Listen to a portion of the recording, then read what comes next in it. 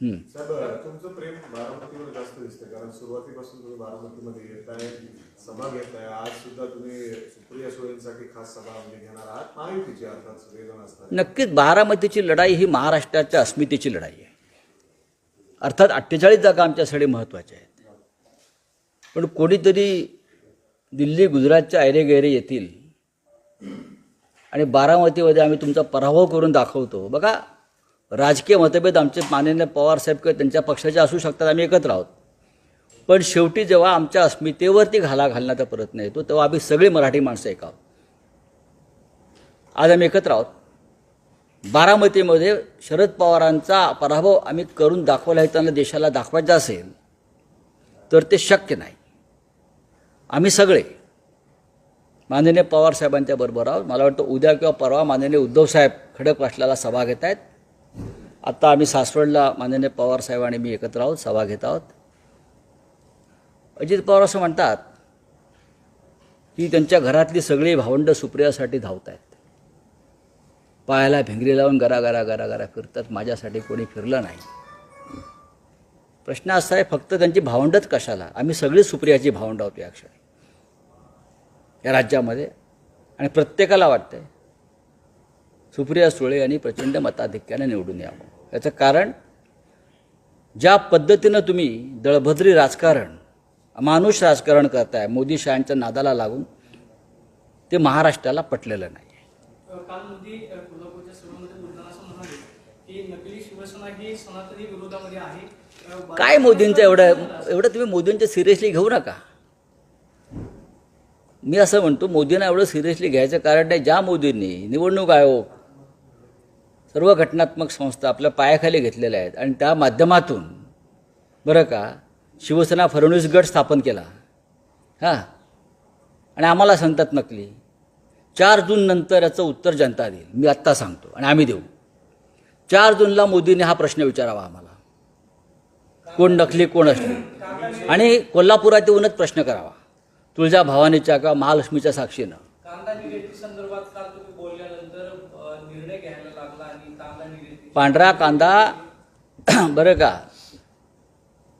किती 2 lakh metric ton गुजरातचा पांढरा कांदा निर्यात बंदी उठवून निवडणुकीच्या तोंडावर तुम्ही गुजरातच्या व्यापाऱ्यांना आणि कांदा उत्पादकांना मालामाल करताय. महाराष्ट्रानं काय माती खायची का शेतकऱ्यांना?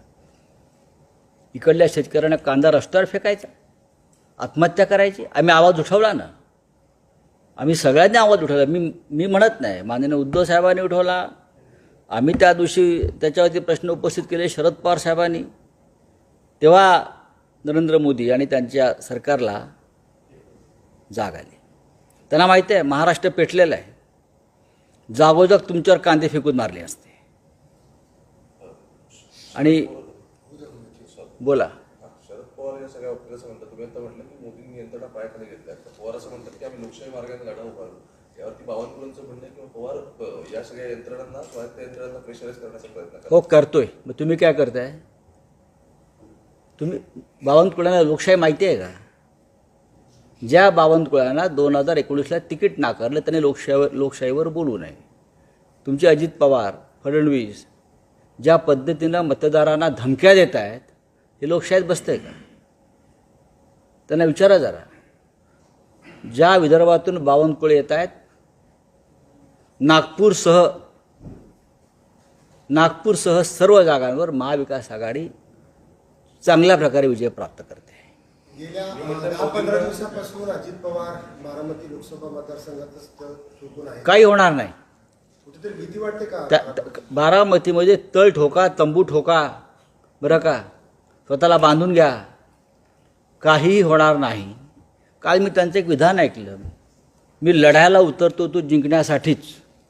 मग 2019ला पार्थ पवार का पडले? 2019ला पार्थ पवारला का विजय करू शकला नाहीत आपण, आपल्या चिरंजीवांना? बघा, हे अजित पवार आहेत, स्वतःची कातडी वाचवणारे नेते आहेत.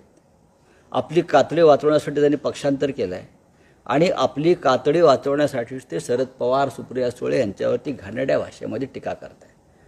पक्ष सोडलात त्याच्याविषयी आमच्याविषयी काय म्हणणं नाही, पण थोडी तरी मर्यादा आणि भान राखा. ज्या माननीय पवार साहेबांनी तुम्हाला इतकं मोठं केलं आणि आज ज्या शिखरावरती आणून बसवलं आहे, तुम्ही त्यांच्याशी अशा प्रकारची भाषा वापर जणू काय तुम्ही वरून झग्यातूनच पडलाय आणि सगळं तुम्हीच पवारांना घडवलं आहे, शरद पवारांना. तेव्हा आता चिरंजीव पडले, आता बारामतीमध्ये त्यांच्या पत्नीच्या पराभवाची प्रक्रिया सुरू झालेली आहे. मला सुनेत्रा वहिनी आपलं सुरक्षा दिलेली आहे कोणाला? पार्थ पवारांना. त्यांना खरं म्हणजे Z+ द्यायला पाहिजे. Y+ खूपच कमी आहे. सगळ्यांना अजित पवारांच्या कुटुंबियांना Z+, CRPF वगैरे या सगळ्या द्या ना. द्या ना सगळ्यांना. कारण ह्यांच्यापासून खरं म्हणजे जनतेला धोका आहे. ज्या प्रकारे त्यांचे वडील पार्थ पवारचे बरं का लोकांना धमकावत आहेत रोज उठून जाहीरपणे आपल्या कॅमेऱ्यासमोर, मी वाढपी आहे, मी देईन कोणाला द्यायचं ते, मी ठरवून कोणाला किती द्यायचं. महाराष्ट्राच्या तिजोरीचे आपण मालक आहात का? ही भाषा 4 जून नंतर वापरून दाखवा आम्हाला. आपण मी वाढपी आहे म्हणे, काल मी ऐकत होतो, मी वाढपी आहे, मी ठरवेन कोणाला किती द्यायचं.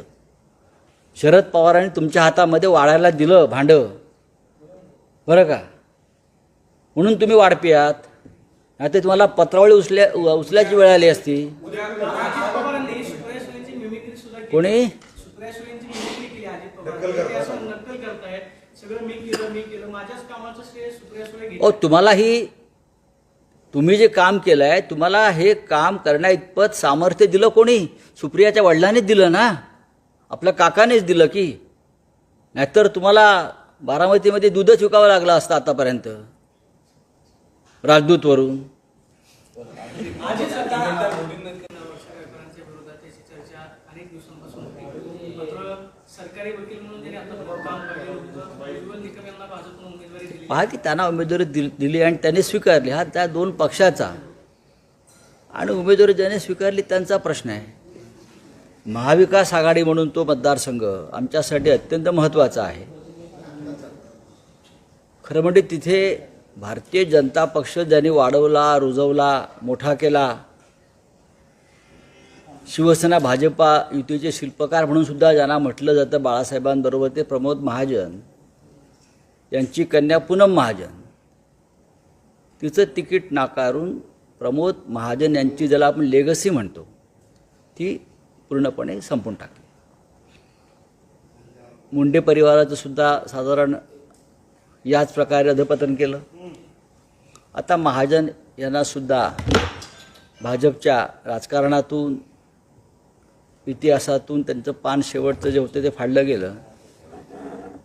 त्या मतदारसंघामध्ये सुनील दत्त, प्रिया दत्त यांच्यासह अनेक महत्त्वाचे लोक निवडून आले काँग्रेसच्या माध्यमातून.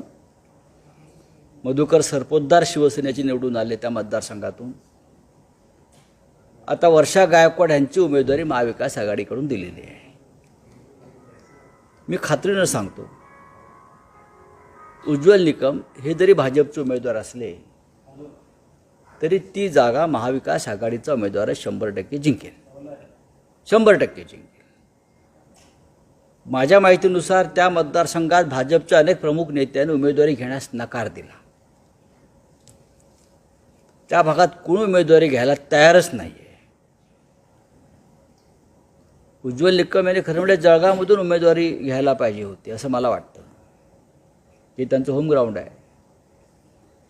पण अर्थात तो त्यांचा प्रश्न आहे, त्यानं उमेदवारी स्वीकारली आहे.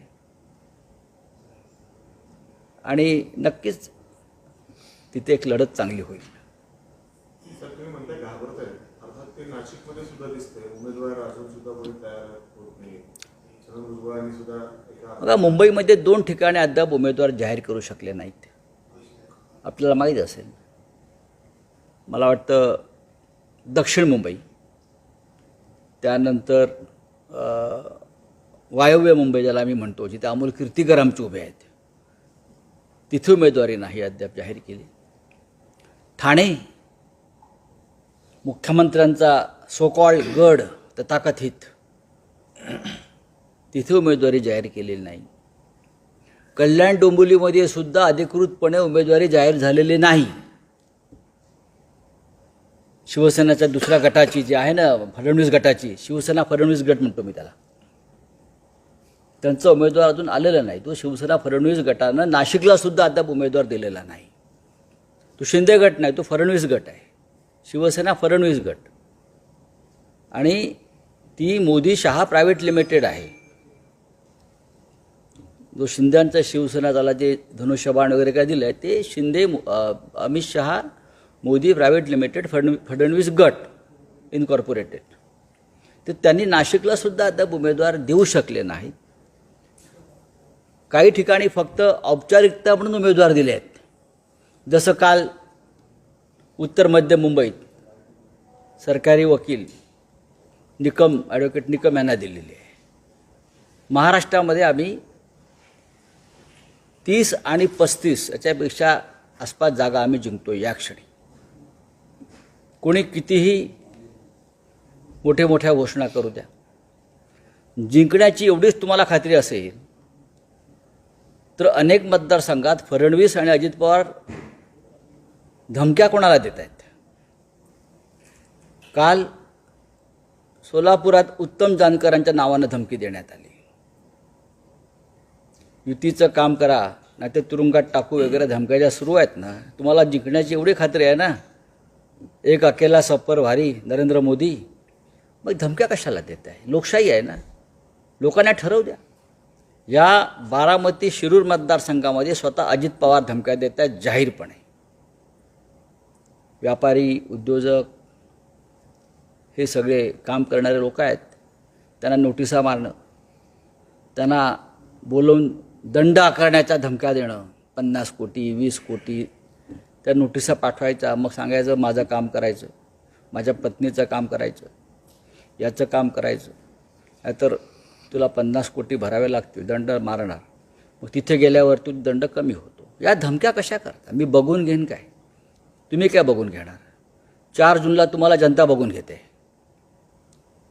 तुम्ही काय बघून घेते आम्हाला. ही लोकशाही आहे बरं का. नरेंद्र मोदी असतील, अमित शहा असतील, देवेंद्र फडणवीस असतील, अजित पवार असतील, ही भाषा जर तुम्ही करत असाल तर या राज्याच्या जनतेनं ठरवलेलं आहे काय करायचं ते. तुमच्या धमक्यांना 5-25 लोक भीक घालतील, ज्यांचे तुमच्याशी आर्थिक हितसंबंध गुंतलेले आहेत, जे तुमचे ठेकेदार आहेत. पण जनता हा दबाव झुगारणार नाही. बारामती लोकसभा मतदारसंघात ज्या पद्धतीनं अजित पवार गावागावातल्या लोकांना धमक्या देत आहेत, मला मताधिक्य नाही दिलं तर बघून घेईन, हा काय प्रकार आहे. अनेक वर्ष आपण विधानसभेत आहात, मंत्री आहात, ही भाषा तुम्हाला शोभते का. निवडणूक जर फेअर निवडणूक करायची असेल तर लोकांना निर्णय घेऊ द्या, तुम्ही खरे की माननीय शरद पवार खरे. साहेब, तुमचं प्रेम बारामतीवर जास्त दिसतंय, कारण सुरुवातीपासून तुम्ही बारामतीमध्ये येताय, सभा घेताय. आज सुद्धा तुम्ही सुप्रिया सुळेंसाठी खास सभा घेणार आहात, महायुतीची अर्थात सगळेजण असतात. नक्कीच बारामतीची लढाई ही महाराष्ट्राच्या अस्मितेची लढाई आहे. अर्थात 48 जागा आमच्यासाठी महत्त्वाच्या आहेत. पण कोणीतरी दिल्ली गुजरातच्या ऐरेगैरे येतील आणि बारामतीमध्ये आम्ही तुमचा पराभव करून दाखवतो. बघा, राजकीय मतभेद आमचे माननीय पवारसाहेब किंवा त्यांच्या पक्षाचे असू शकतात, आम्ही एकत्र आहोत,